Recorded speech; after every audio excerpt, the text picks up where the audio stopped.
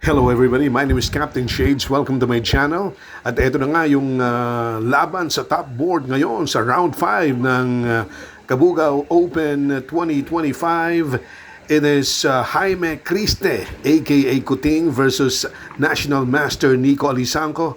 Talagang bakbakang umaatikabo dito sa laban na ito ngayon because ang prize nga naman is napakalaki.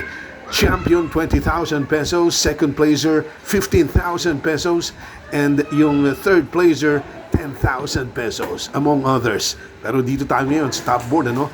Talagang pupunta sa end game itong laban na ito. Makikita natin it's 3 pawns versus 4 pawns plus a rook dito sa laban na ito. Pero may center pawn lang itong si Jaime Criste. Tignan natin kung anong mangyayari dito sa laban na ito.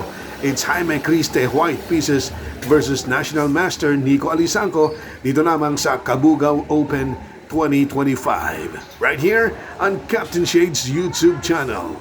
Thank you.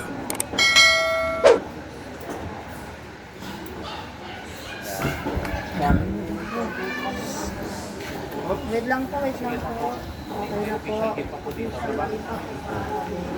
Distansya po muna tayo, distansya po muna.